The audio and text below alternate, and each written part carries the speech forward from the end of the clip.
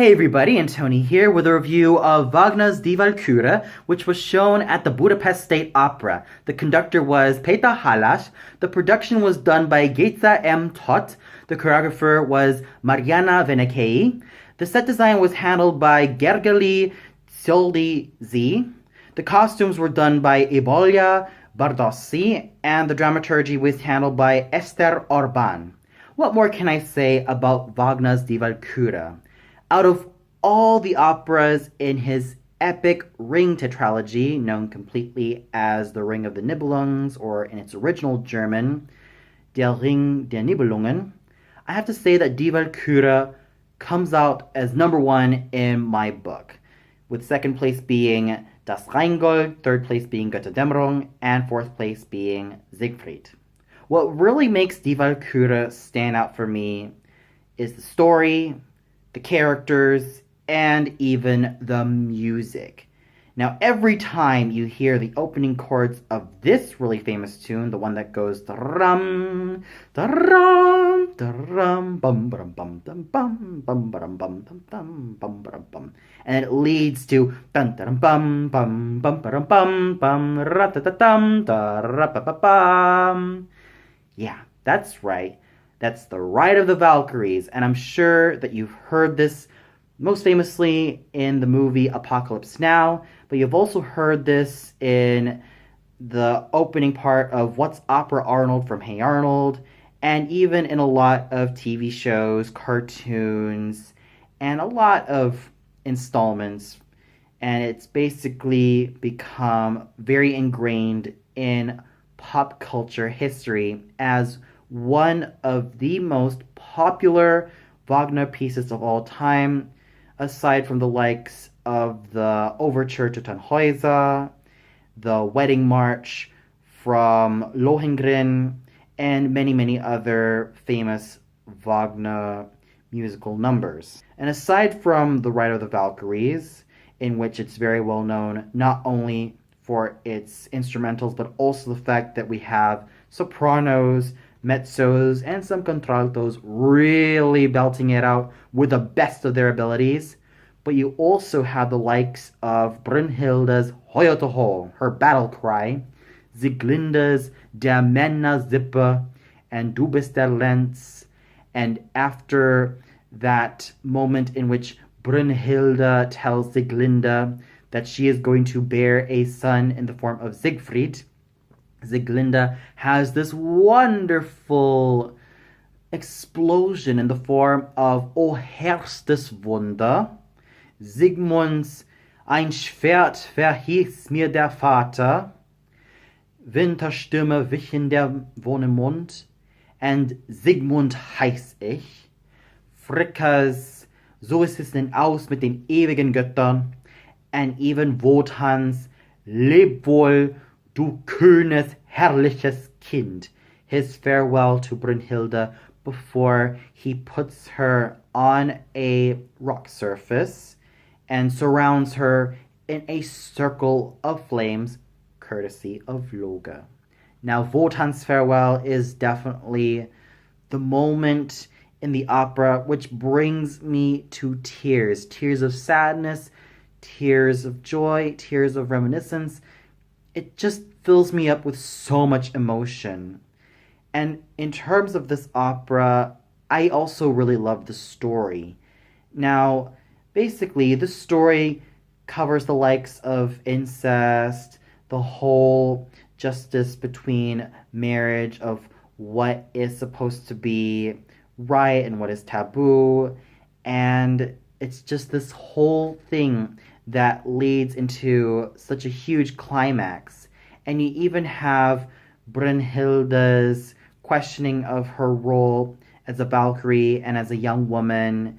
And it's basically almost like her coming of age story, because in Walküre, she basically starts off as a somewhat of a teenager or a young woman who follows her heart, follows her instincts, at the same time is very emphatic of what Wotan has to go through. And in terms of how Sigmund and Sieglinde have suffered before re-encountering each other, it really does show that the story definitely has something very interesting, especially for the characters. I always like Sigmund and Sieglinde's characters. Now, yes, they have an incestuous relationship with each other, but when it comes to their backstories, it's actually pretty fascinating. Sigmund has lost his entire family, and so did Sieglinde. And they never realized that they met each other until that fateful moment in which Sigmund collapsed in Hunding's and Sieglinde's house. And not to mention, Sieglinde, as a character, has went through a lot in this entire opera. She lost her family, she lost everyone in her life, and she was basically alone in the world. And somehow she ended up being married to Hunding, and everything changed for her for the worse until she met Sigmund.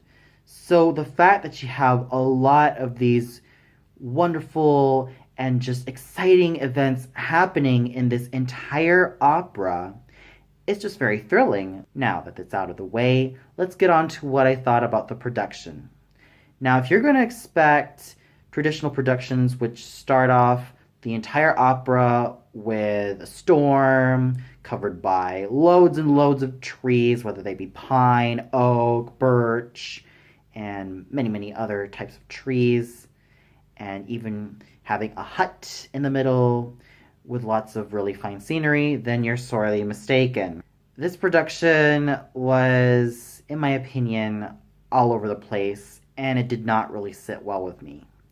Act 1 began with a smorgasbord of pictures of grocery store items, and we're supposed to believe that Sieglinde came home shopping for food so that she and Hunding could have something to eat every single time. And the stage at times felt rather blank, but there is one thing that I have to give credit to, and that's a lot of the visual designs. I mean, especially in the second and third act. I felt like the third act really did fantastically in terms of its visuals, because we get to see a lot of constellations, we get to see a lot of stars from the heavens, and I thought it was basically visually stunning.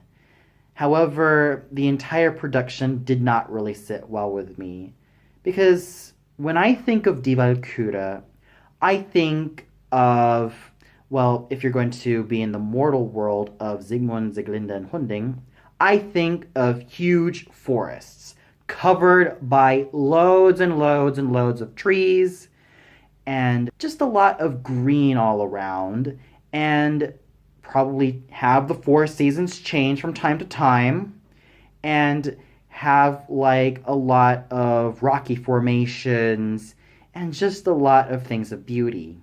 And if you transition to Valhalla, the home of the gods, I think of something more luxurious, like probably having pillars around and having loads of beautiful decorations, and just having a sense of color all throughout. I felt like the production design just did not really sit well with me. It looked kind of drab sometimes, and I did not really care too much of it at all. And the costumes were not to my liking, for lack of a better word. We have Sigmund and Sieglinde wearing extremely weird looking wigs, which remind me of the fibers of a string mop. Yeah. I know that we're supposed to buy them as long lost twins, but their wigs just did not look really good on them. And, well, in this production, Sigmund is basically like a traveling musician, in which he carries his guitar around, and Sieglinde is just your typical housewife. Hunding is like a sleazy loan shark, and Brunhilde, Wotan, Fricka, and the Valkyries are just who they are, except they have really, really unusual costumes with the wig almost looking like one of the characters from Gravity Falls. So I could safely say that the production and the costumes were very much all over the place, and they didn't really sit well with me, especially the wigs which were worn by the Brunhilde of the evening. Yeah, Linda Watson is a very, very gorgeous woman with naturally gorgeous platinum blonde hair. Did she not ask the costume designers that she would refuse to wear the wig? I'm wondering if she actually spoke up about that, or if any of the singers spoke up about it, because all the singers are very, very good looking ladies and gentlemen. They look really, really good, but they have to wear such silly costumes, especially Linda Watson in that getup. Like I said, she's a very, very gorgeous woman. I especially love her stage presence. But to have her wear something like that makes me realize, did any of these singers actually speak out against it? Or did they express their opinions more honestly with the costume designers? I don't know. Maybe they were kind of desperate for a paycheck. So overall, I wasn't really happy with the production and the costumes. They did not really sit well with me. It didn't really spell Walküre, and it kind of lacked that grandiosity and the fact that the second act closed with Hunding not dead, but basically running off the stage after Wotan said his second ge. I think it was supposed to mean something. Wotan was probably telling Hunding that he might as well be searching for his own death. However, even though I don't like the production so much, I have to say it did a couple of things that were rather interesting, in terms of that we get to see dancers performing a couple of scenes which shows the flashbacks of Sigmund, Sieglinde, and Hunding and how their past lives were like. So that was the only good thing that I liked about the production. Well, I spent too much time talking about the production and the costumes. Let's get on with what I thought about the singers, starting off with our title heroine, Brunhilde, sung tonight, as I said, by Linda Watson. Now, Brunhilde is very much one of the most coveted roles for any dramatic soprano. She is a marathon for any soprano who dare sing her, aside from the likes of Isolde, Electra, Tosca, and even to some extent Amneris, Queen Gertrude from Bank-Ban, Didon from Le Doyen, and even that of Cassandra, and many, many other roles which are quite demanding for a Wagnerian soprano. And even a lot of sopranos have made their mark as Brunhilde. My personal favorites are Ella von Nemeti, Roscidelli, Astrid Varnay, Suzanne Jouyol, Janice Martin, Gwyneth Jones, Sigrid Kehl, Danica Mastilovic, Nadezhda Kniplova, Deborah Pulaski, Isolde Echlep, Gabriele Schnaut, Evelyn Herlitzius, Janice Baird, and most recently we have the likes of Christine Goerke and Mona Zom conquering the marathon role of Brunhilde. Heck, even Anne Evans said that Brunhilde is an Everest role for any soprano, and the most famous Brunhilde of all time was none other than the great Birgit Nilsson.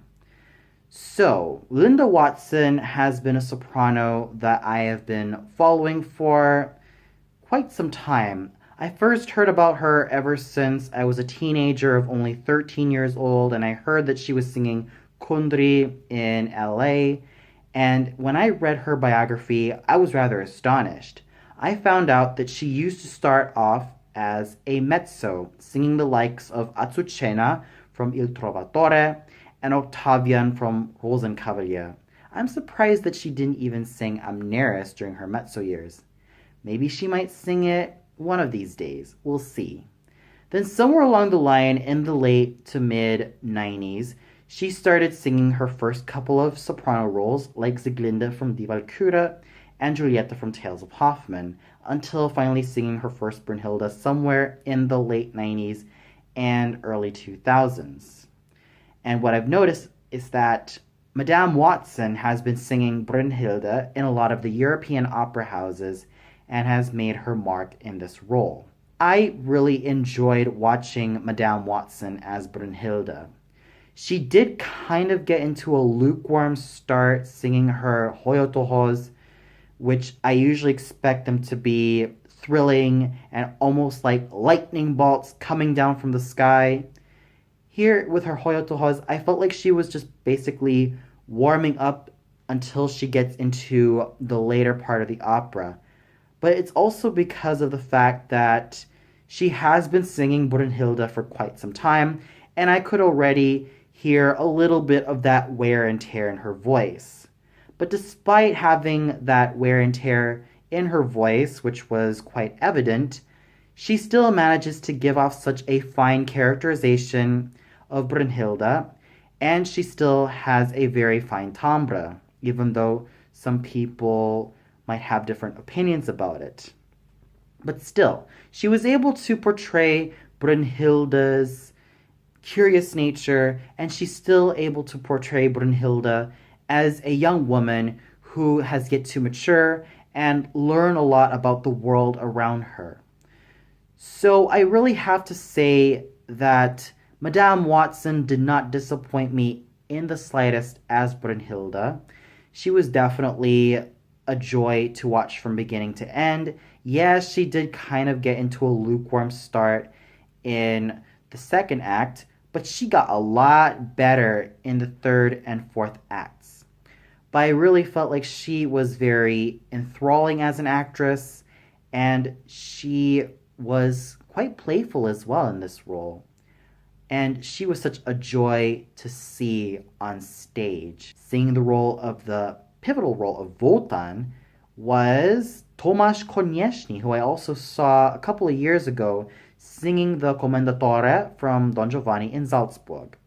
I actually love him better in this role than the Commendatore in Salzburg. And before I get to his singing, I'd like to mention that Wotan is also a very, very coveted role for any bass baritone or for any high bass in general.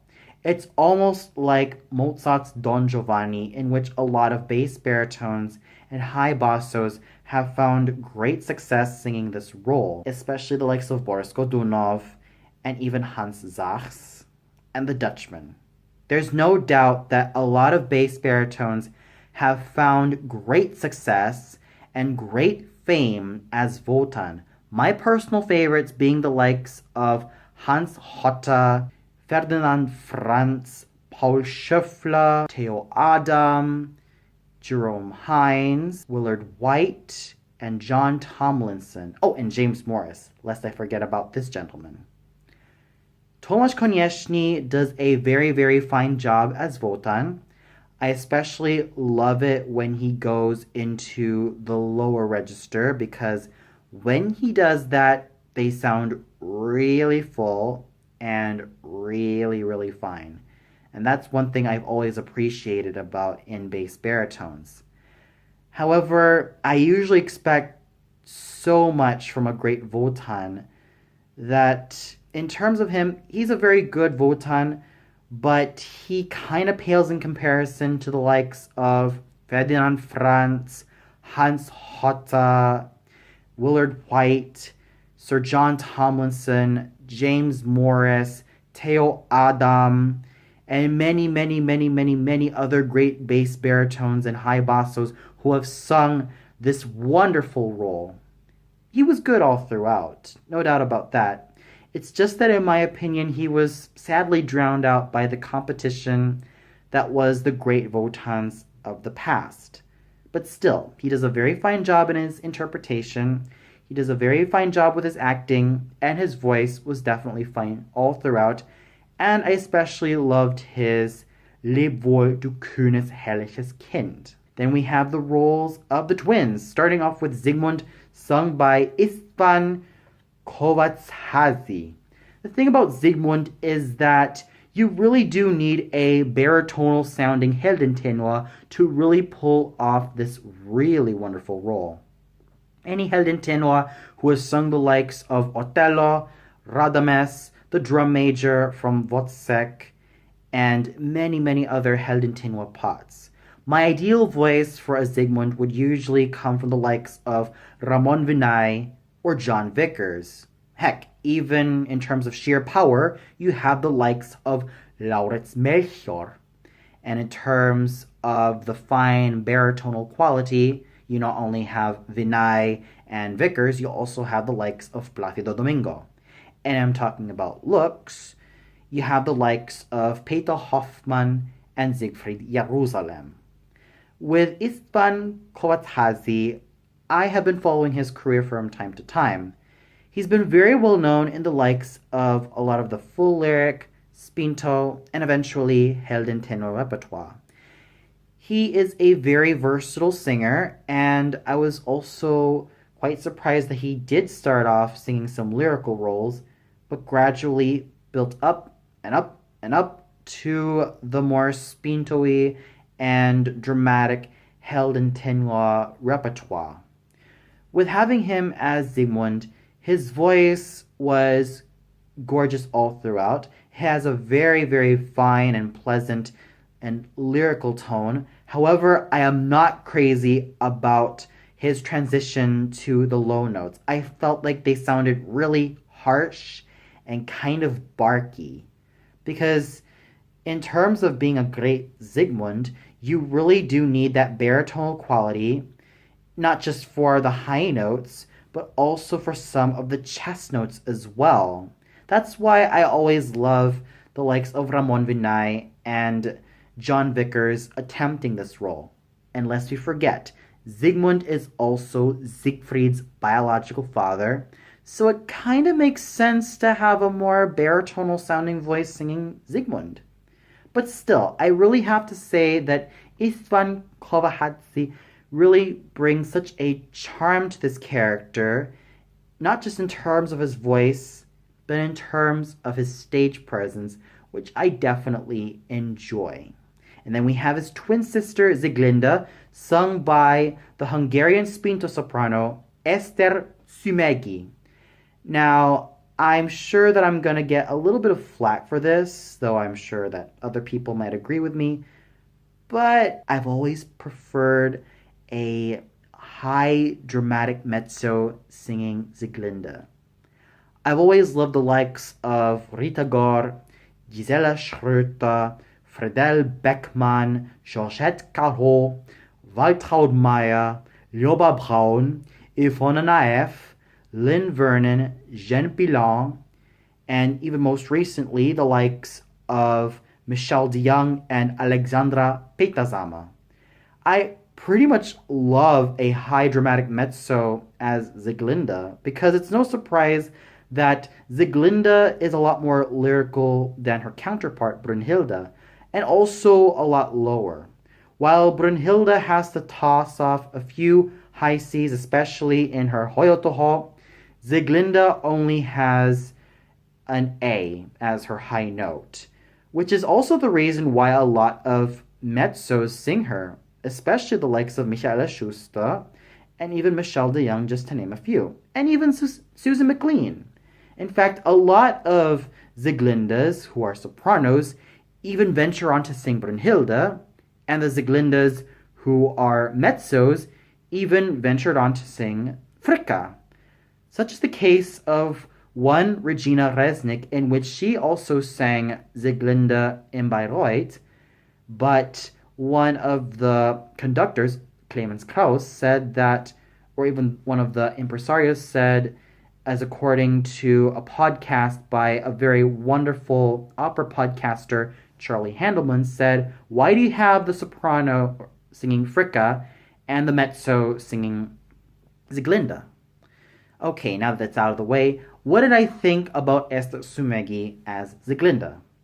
Well, first of all, I have to say she was good. She has a very fine spinto soprano voice, and she is a very fine actress. I especially love the two screams that she has done, respectively, in the scene where Sigmund pulls out the sword, apparently from the ground and not from the tree, and when Sigmund gets slain. I really like her as a performer, as an actress. I felt like she was very much ingrained in the text and in the drama. However, she's not really my ideal Sieglinde. Like I said before, I always prefer high dramatic mezzo singing Sieglinde because they have a little bit more body and a little bit more vibrancy to their voice, especially when it comes to all the low notes. Especially considering that Der Männer Sippe, which is basically Sieglinde's narration, sits relatively low in the low register and in the middle register. So I definitely have to say that she's a very fine singer and she's a very fine actress. I'm also not that crazy in terms of how she transitioned to the low notes because I felt like it sounded pretty harsh and I felt like it sounded kind of off balance. But regardless of those shortcomings, she still managed to really pull off this role pretty well, and I could tell that she pretty much enjoyed playing and singing Sieglinde. Then we have the role of the mortal Hunding, who is also Sieglinde's husband, sung by Andreas Hörl.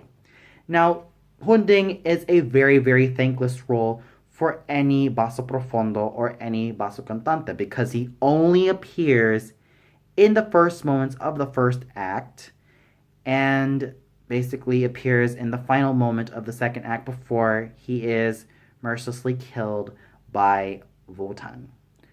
And oh my word, with Andreas Hörl as Hunding, I bought it. I totally bought it as this hunter slash warrior who was looking for his entire life for the man who slandered his clan, Sigmund. I bought it. I totally bought it from beginning to end. And he managed to make Hunding act like such a sleazy loan shark. And not to mention, he's a very handsome guy on stage. What really sold it for me was his voice. It is a very fine basso profondo voice, which is round, rich, and just so thrilling. Heck, you rarely hear these type of voices these days. And with having Mr. Hörl singing Hunding, he was such a pleasure. He really made great use of his vocal resources that I was practically on the edge of my seat. And then we have Fricka, sung by Judith Nemeth. Now, a lot of dramatic mezzos have made their mark as Fricka, and mostly because they actually also like her as a character, and she also has some really tough music, but she is also rather thankless as well. But for any mezzo who sang her, mezzos probably find her rewarding because she's that interesting. A lot of mezzos who have sung the likes of Azucena, Preziosilla, Federica from Luisa Miller, Herodias from Salome, Brangena from Tristan und Isolde, Magdalena from Meistersinger von Nürnberg have all flocked to sing this really wonderful mezzo character. Judith Nemeth has a fierceness and a multi-dimensionality that she brings to the table as Fricka. Yes, when a lot of people think Fricka, they think, oh, she is the bitchy housewife, she is someone who complains and pretty much shits all over Wotan's plans. But what they don't realize is that Fricka is a long-suffering woman. According to an interview from Ljoba Braun, in which is posted at one of the Wagner websites, I'll post it on the link below, she stated that a lot of productions portray Fricka as this nagging, silly housewife. when in fact, if you look deeper, she's actually hurting. She does not like the life that Wotan leads. He thinks that he leads a life of liberty, but in fact, he leads a libertine life. And she represents marriage. She represents the sacred unity between human beings. And to have incest plaguing her is a huge no no. I thought that with Judith Nemeth, she sounded very gorgeous.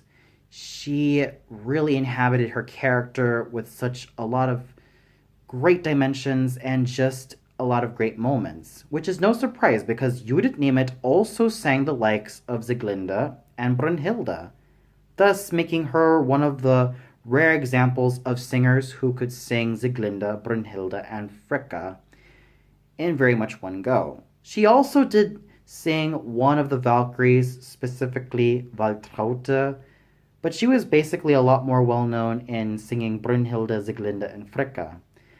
And what I've noticed about Judith Nemeth is that, much like her colleague Linda Watson, who also started singing as a mezzo and eventually started to do more soprano roles, Judith Nemeth also sang a lot of contralto roles and mezzo roles before transitioning herself into singing a lot more of the Zwischenfach and the dramatic soprano repertoire.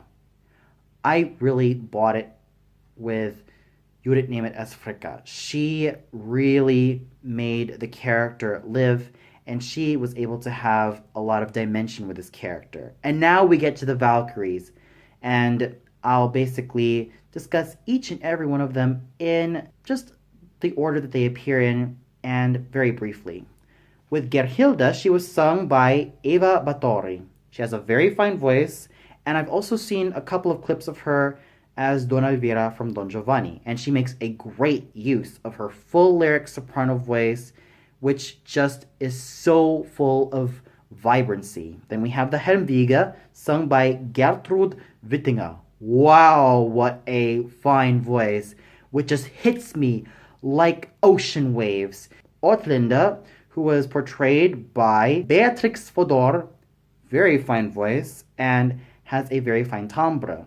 Waltraute, sung by Sylvia Wörösch, even though I would have loved to have a little bit more of a contralto sound, she still sounded very fine. Schwertleite, who was sung by Bernadette Fodor, has proven herself to be one of the finest contraltos ever. And then we have Sigruna, sung by Eva Farhellevi, who has a very fine voice and a very fine technique. Grimgerda, sung by Erika Gall, who will also be seeing her as Amneris in Aida in a couple of days from now, who has a very fine contralto voice, and it blends well with that of Sophia Kalnais Rosweise. So overall, I am quite happy with the singing. Yes, there were some setbacks here and there, but despite that, I could really see that the singers were really having such a wonderful time, just really, really selling it as these characters. And the conducting done by Maestro Peter Halas was pretty good. It was solid. There were moments in which I could have wanted to have a little bit more oomph and a little bit more tempo, but he was okay as a conductor. There were moments in which there was a little bit of trouble, a little bit of inconsistencies, but as a conductor, I thought he was good. So overall, even though I did not like the production and the costumes, and even if some of the conducting was, well, okay, I had to say that the singers really did their best into really, really making this opera come to life. And if you haven't seen Die Walküre yet, then please go check it out. The music is divine. The characters and what they stand for are very awesome, and the story will excite you. Well, that's all for now. Be sure to tune in on the 23rd while I'll be reviewing Verdi's Aida. So until then, good night everybody, and I hope you all had a very happy Palm Sunday.